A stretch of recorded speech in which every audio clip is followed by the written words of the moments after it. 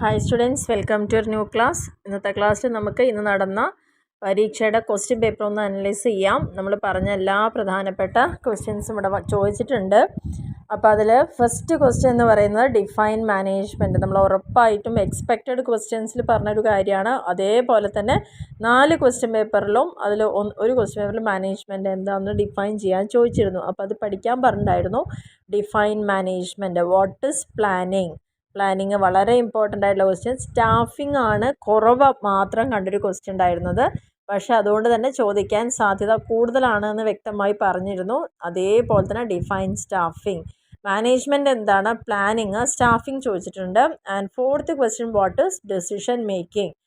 Fifth ക്വസ്റ്റ്യനിൽ what is delegation of authority. വളരെ എടുത്ത് പറഞ്ഞൊരു ടേമാണ് ഡെലിഗേഷൻ ഓഫ് അതോറിറ്റിയും അതേപോലെ തന്നെ റെസ്പോൺസിബിലിറ്റിയും നോക്കണമെന്ന് പറഞ്ഞിരുന്നു.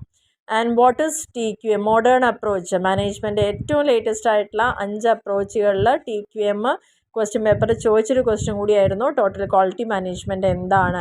അതേപോലെ എത്തിക്സിൻ്റെ ഭാഗത്തും ചോദിച്ച വളരെ സിമ്പിളായിട്ടൊരു ക്വസ്റ്റ്യൻ തന്നെയാണ്, മാനേജീരിയൽ എത്തിക്സ് എന്താണെന്നുള്ളത്. ഇതും നമ്മുടെ റിപ്പീറ്റഡ് ക്വസ്റ്റ്യൻ ആണ്. വാട്ട് ഈസ് ടാക്റ്റിക്കൽ പ്ലാനിങ്ങിൻ്റെ ഇവിടെ നിന്ന് എക്സ്പെക്റ്റ് ചെയ്യാത്തൊരു ക്വസ്റ്റ്യൻ ആണ്. പക്ഷേ ആ ഡിഫറെൻറ്റ് ടൈപ്സ് ഓഫ് പ്ലാനിങ്ങിൽ വരുന്നൊരു സംഭവമാണിത്.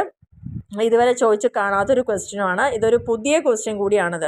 What is meant by line organisation. Already repeat ചെയ്തൊരു ക്വസ്റ്റ്യൻ തന്നെ. Line organisation, line and staff ഓർഗനൈസേഷനാണ് ഇതുവരെ അധികം ചോദിച്ച് കാണാത്തത്.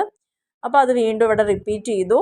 എൻ്റെ 10ാമത്തെ ക്വസ്റ്റ്യൻ ഡിഫൈൻ ജോബ് സ്പെസിഫിക്കേഷൻ. ഇതുവരെയും ചോദിച്ചത് ജോബ് അനാലിസിസ് ചോദിച്ചിട്ടുണ്ടായിരുന്നു. അപ്പോൾ അതേപോലെ തന്നെ അതൊന്ന് ഇമ്പോർട്ടൻ്റായി നോക്കാൻ പറഞ്ഞായിരുന്നു ജോബ് സ്പെസിഫിക്കേഷൻ. അപ്പോൾ അത് റിപ്പീറ്റ് ചെയ്തൊരു ക്വസ്റ്റ്യൻ കൂടിയാണ്. Define the term time study. Scientific മാനേജ്മെൻറ്റിൻ്റെ കാര്യങ്ങൾ പറയുന്ന സമയത്താണ് വളരെ ഇമ്പോർട്ടൻ്റ് ആയിട്ടുള്ളൊരു ടോപ്പിക്കാണെന്ന് ഞാൻ പറഞ്ഞിരുന്നു. Time study, motion study, fatigue study ഒക്കെ. അപ്പോൾ അതിൽ ടൈം സ്റ്റഡി ചോദിച്ചിട്ടുണ്ട്. What is meant by promotion എന്താണെന്നുള്ളത് ഒരു ടേം ഇതിൽ തന്നെ ഉണ്ട്. സെലക്ഷനും റിക്രൂട്ട്മെൻറ്റും ഒക്കെ കഴിഞ്ഞിട്ട് ഇൻഡക്ഷനും പ്രൊമോഷനും ഒക്കെ ഉള്ളത്. അതേപോലെ തന്നെ ഡിഫൈൻ ദ ടേം 13ാമത്തെ ക്വസ്റ്റ്യൻ വർക്ക് കൾച്ചർ. എത്തിക്സിൻ്റെ ആ ഭാഗത്തേക്ക് എത്തുമ്പോൾ തന്നെ പറഞ്ഞൊരു കാര്യമായിരുന്നു വർക്ക് കൾച്ചർ എന്താണെന്നുള്ളത്. Define planning premises. പ്ലാനിങ് എടുക്കുന്ന സമയത്ത് ചാപ്റ്റർ വൈസ് ആയിട്ട് തന്നെ ഞാൻ പറഞ്ഞിട്ടുണ്ട്. 2 തരത്തിലുള്ള പ്ലാനിങ്, ഇൻറ്റേർണൽ പ്ലാനിങ് പ്രെമിസസും ഉണ്ട്, എക്സ്റ്റേണലും ഉണ്ട്. പ്ലാനിങ് പ്രെമിസസ് എന്താണെന്നാണ് ഇവിടെ ചോദിച്ചിരിക്കുന്നത്. And what is meant by authority. വീണ്ടും അത് തന്നെ ചോദിച്ചിട്ടുണ്ട്. അതോറിറ്റി എന്താണ്. നേരത്തെ ഡെലിഗേഷൻ ഓഫ് അതോറിറ്റി ആയിരുന്നു 5ാമത്തെ ക്വസ്റ്റ്യൻ. ഇവിടെ നമ്മളോട് ചോദിച്ചിരിക്കുന്നത് എന്താണ് അതോറിറ്റി എന്ന് പറഞ്ഞു കഴിഞ്ഞാൽ. അപ്പോൾ ഇതിൽ 15 ക്വസ്റ്റ്യനിൽ ഒരിക്കലും റിപ്പീറ്റ് ചെയ്യാത്തൊരു ക്വസ്റ്റ്യൻ എന്നുള്ള ലെവലിൽ നമുക്ക് പറയാൻ പറ്റുന്നത് ടാക്റ്റിക്കൽ പ്ലാനിങ്ങും മാത്രമാണ്. ബാക്കി 14 ക്വസ്റ്റ്യൻസും അതിൻ്റെ പല പ്രാവശ്യം റിപ്പീറ്റ് ചെയ്തതും നമ്മൾ കഴിഞ്ഞ 4 ക്വസ്റ്റ്യൻ പേപ്പർ നോക്കിയ സമയത്ത് അതിനോട് തൊട്ടടുത്ത് നിൽക്കുന്ന പോയിന്റുകളുമാണ് ഇവിടെ ചോദിച്ചിരിക്കുന്നത്. അപ്പോൾ അതേപോലെ തന്നെ ഇനി ഇതിൻ്റെ 5 മാർക്കിൻ്റെ ക്വസ്റ്റ്യൻസ് നോക്കാം.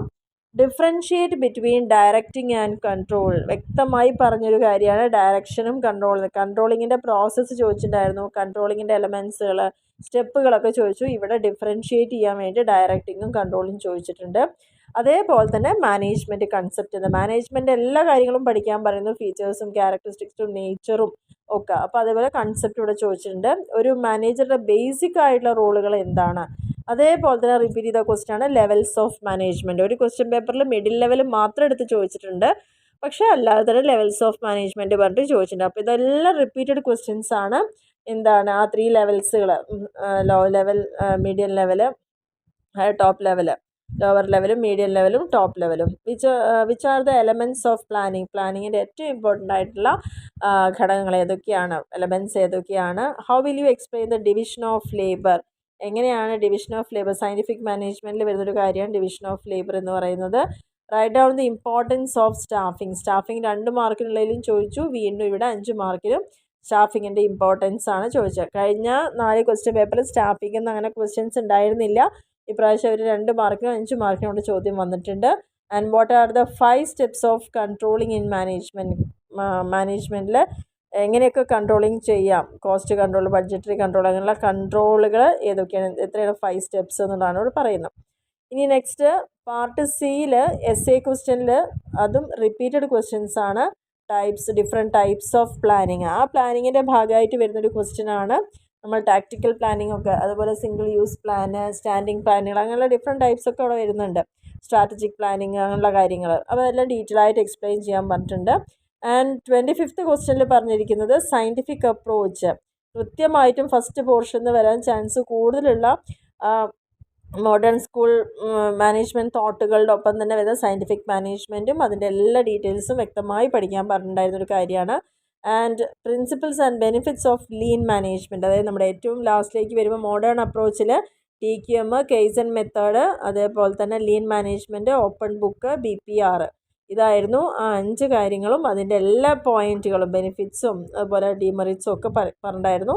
അതിലവർ ലീൻ മാനേജ്മെൻറ്റാണ് വ്യക്തമായിട്ട് ഒന്നുകൂടി എടുത്ത് എസ്സേയിൽ ചോദിച്ചത്. ആൻഡ് വേരിയസ് സ്റ്റേജസ് ഓഫ് സെലക്ഷൻ്റെ ഓരോ ഘട്ടങ്ങൾ ഏതൊക്കെയാണ്, ഡിഫറെൻറ്റ് ടൈപ്സ് ഓഫ് ടെസ്റ്റുകളും എങ്ങനെയൊക്കെയാണ്, എന്തൊക്കെ കാര്യങ്ങൾ ഫില്ല് ചെയ്യണം, എങ്ങനെയാണ് ആ സെലക്ഷൻ പ്രോസസ്സ് വരുന്നത്, വളരെ ക്ലിയർ ആയിട്ടുള്ള ഒരു സംശയത്തിന് പോലും ഇടയില്ലാത്ത തരത്തിലുള്ള ക്വസ്റ്റ്യൻസാണ് അവർ ചോദിച്ചിരിക്കുന്നത്. അപ്പോൾ ഇതിൽ നിന്ന് നമുക്ക് വളരെ ക്ലിയർ ആണ്, കഴിഞ്ഞ 4 വർഷത്തെ ക്വസ്റ്റ്യൻ പേപ്പർ നന്നായിട്ട് പഠിച്ചു പോയ ഒരു കുട്ടിയെ സംബന്ധിച്ചോളം ഇതിൽ 80 മാർക്കിൽ ഒരു 65 മാർക്ക് വരെ അവർക്ക് സ്കോർ ചെയ്യാൻ പറ്റും. നന്നായിട്ട് എഴുതുകയാണെങ്കിൽ 65-70 മാർക്ക് വരെ സ്കോർ ചെയ്യാൻ പറ്റുന്ന ഒരു പേപ്പർ തന്നെയായിരുന്നു. വളരെ ഈസി ആയിട്ടുള്ളൊരു പേപ്പർ തന്നെയായിരുന്നു. അപ്പോൾ ഈ 4 ക്വസ്റ്റ്യൻ പേപ്പറും അതിൻ്റെ വീഡിയോസും നിങ്ങൾക്കൊക്കെ വളരെ ഉപകാരപ്രദമായി എന്ന് വിചാരിക്കുന്നു. ഇതേപോലെ തന്നെ നമുക്ക് മാനേജറിയൽ എക്കണോമിക്സിൻ്റെ ആ ഒരു 4 ഇയേഴ്സിൻ്റെ ക്വസ്റ്റ്യൻ പേപ്പേഴ്സും അതേപോലെ ബാക്കിയുള്ള ചാപ്റ്റേഴ്സും മാക്സിമം എക്സാം ആകുമ്പോഴേക്കും കവർ ചെയ്യാൻ പറ്റുന്ന രീതിയിൽ തന്നെ ചെയ്യാൻ നോക്കാം. Okay, thank you. Maximum support ചെയ്യുക, ഷെയർ ചെയ്യുക, ലൈക്ക് ചെയ്യുക, കമൻറ്റ് ചെയ്യുക എന്തെങ്കിലും ഉണ്ടെങ്കിൽ. അപ്പോൾ ഇത്രയും കാര്യങ്ങളൊന്ന് പ്രധാനമായി ശ്രദ്ധിക്കുക. ഇനി എക്കണോമിക്സിൻ്റെ പേപ്പറിൽ ചെയ്യുമ്പോഴും 4 ക്വസ്റ്റ്യൻ പേപ്പർ ചെയ്യുമ്പോൾ മാക്സിമം അതെല്ലാം പഠിച്ചു പോവുക. അതിനോട് തൊട്ടടുത്ത് നിൽക്കുന്ന ടോപ്പിക്കുകൾ, ഇപ്പോൾ ആ ജോബിൻ്റെയൊക്കെ നമ്മൾ പറയുമ്പോൾ തന്നെ കൃത്യമായൊരു ജോബ് അനാലിസിസ്, ജോബ് സ്പെസിഫിക്കേഷൻ, ഇതവിടെ എടുത്ത് പറഞ്ഞ കാര്യം അതേപോലെ തന്നെയാണ് അവർ ചോദിച്ചിരിക്കുന്നത്. അപ്പോൾ ആ ഒരു കാര്യങ്ങൾ മനസ്സിൽ വെച്ചുകൊണ്ട് തന്നെ എക്കണോമിക്സ് നന്നായിട്ട് പ്രിപ്പയർ ചെയ്യാം. അപ്പോൾ നിങ്ങൾക്ക് ഈ വീഡിയോ ഒരു ഉപകാരപ്രദമാണ് തോന്നുകയാണെങ്കിൽ തീർച്ചയായിട്ടും മാക്സിമം അത് ഷെയർ ചെയ്യുക. Okay, thank